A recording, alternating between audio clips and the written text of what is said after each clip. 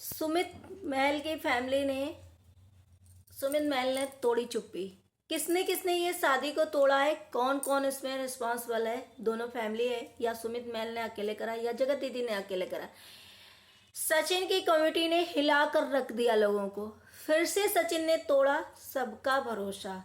Hello friend, मैं हूं वंदना। Welcome करती हूं अपने यूट्यूब चैनल रिएक्शन रोज वंदना में। कैसे हैं आप लोग? आई होप सब लोग अच्छे होंगे।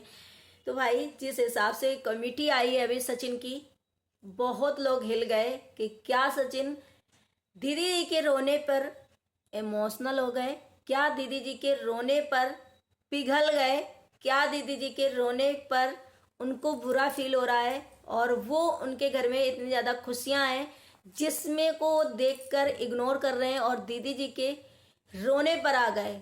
क्या सचिन सबको फिर से ऐसा कर जाएंगे जो नहीं लोगों को उम्मीद है? क्या दीदी जी का साथ पकड़ लेंगे? क्या मनीषा का साथ छोड़ देंगे? बहुत सारे क्वेश्चन हैं इस चीज़ के लिए।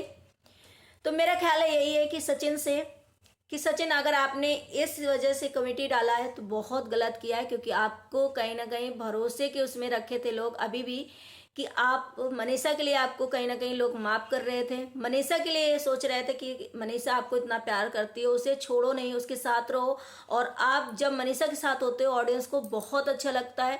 और अगर आपने इसलिए कमेटी डाली, दीदी जी के रोने पर आ गए हो, दीदी जी के रोने की वजह से आप इतना पिघल गए हो, अगर उनकी वजह से है तो बहुत गलत है। क्योंकि ऑडियंस का आप भरोसा अगर तोड़ोगे तो एक बार आपको माफ कर दिया लेकिन दोबारा शायद आपको माफ नहीं करेगी। माफ तो अभी भी नहीं किया है, लेकिन सिर्फ और सिर्फ मनीषा के चक्कर में आपको माफी ऑडियंस ने दी है, जो थोड़ी बहुत की नहीं। मनीषा के साथ आपको रहना चाहिए और आप उनके साथ रहो। लेकिन अगर आप इस तरीके से ऑडियंस का भरोसा तोड़ेंगे तो बहुत गलत होगा। क्योंकि जिस हिसाब से आपने शब्दों का यूज किया है उस कम्युनिटी में, उससे यही लग रहा है कि कहीं ना कहीं आपका दिल जो है पिघला है और आप कहीं ना कहीं दर्द में हो गए उनको देख करके रोते हुए। और जो दर्द है आपका वो कहीं ना कहीं आपका निकला है और आपने कम्युनिटी छापी है।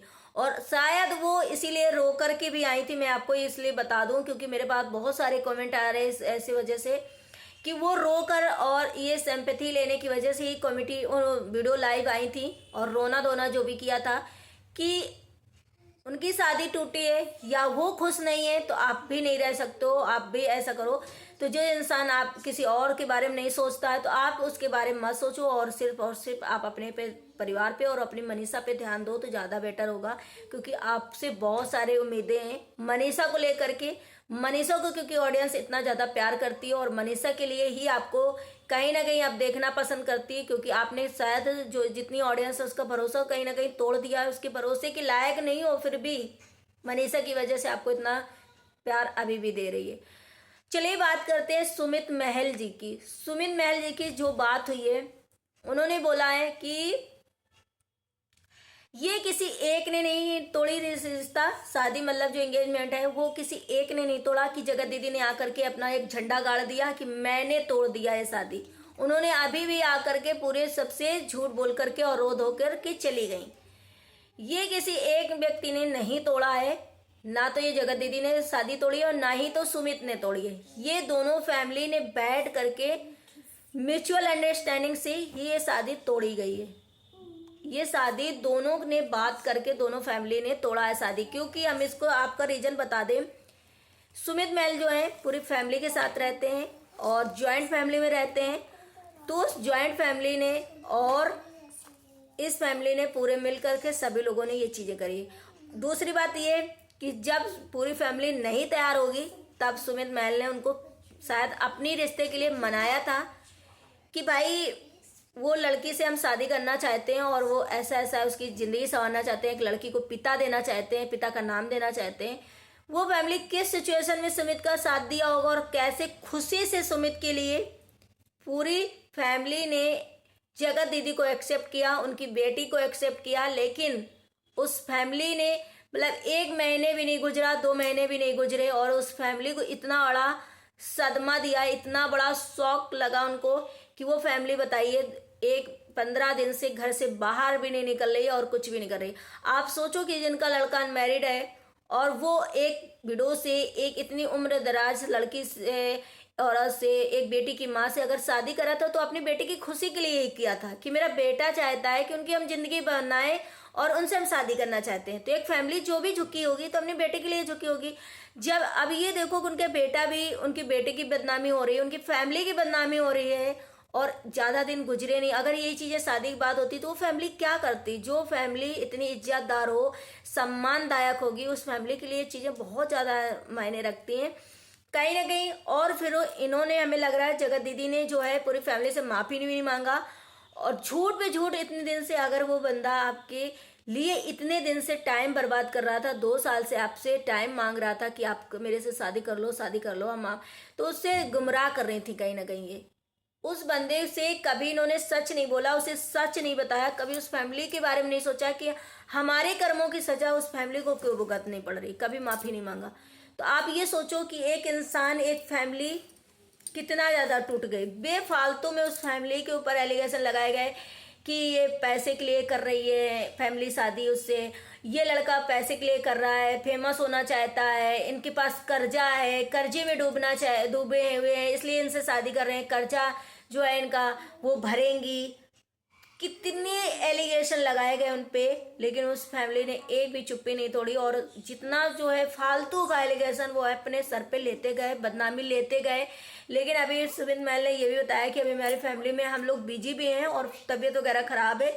इसका बहुत जल्द हम अपडेट जो है अपने चैनल के माध्यम से सभी को देंगे, सभी को अपना अपडेट दो जो है, मतलब हम लोगों ने क्या बैठ के डिसीजन लिया, क्यों शादी तोड़ा, इसकी सारी डिटेल्स जो है, अपडेट जो है हम अपने चैनल के माध्यम से सब पहुंचा देंगे ऑडियंस के पास, और सबको अच्छे से खबर हो जाएगी।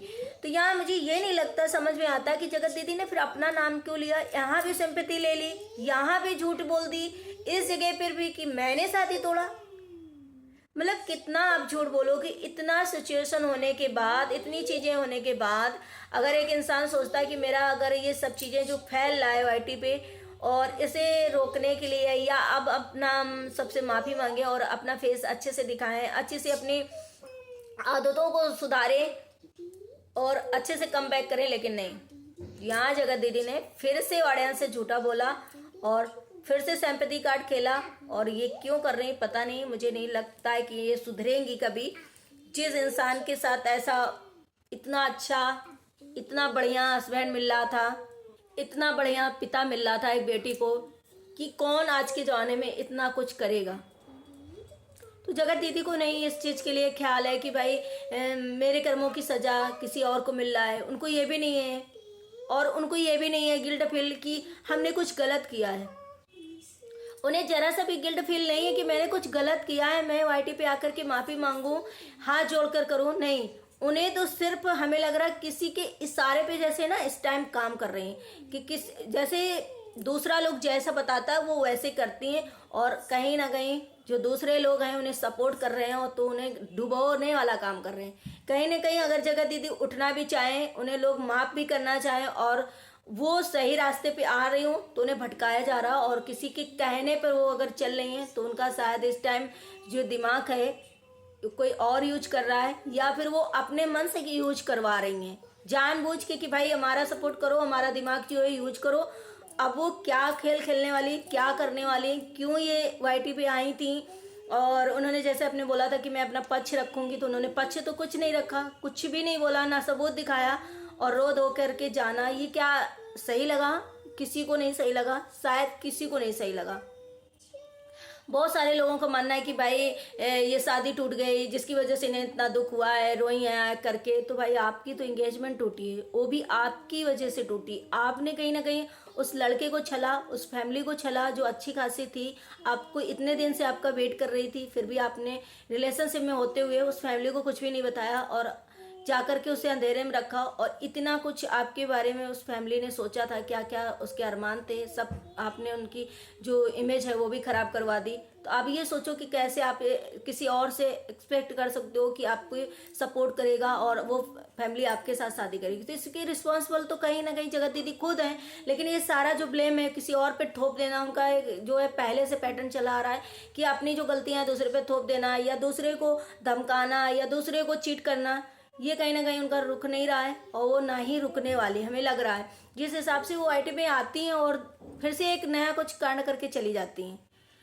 तो जो भी चीज़ें हैं, अगर आप किसी और के दिमाग से चल रही हो तो प्लीज़ अपने आप को संभालो और दूसरे का भी चेहरा देखो कि वो आपके साथ क्या करने वाला, कहीं आपको और तो नहीं डुबोने वाला है। तो आप प्लीज़ अपना स्वयं पक्ष रखो, अपनी स्वयं बातें रखो, किसी के सहारे मत रहो और आ करके अपनी जो भी चीज़ें हैं वो रखो।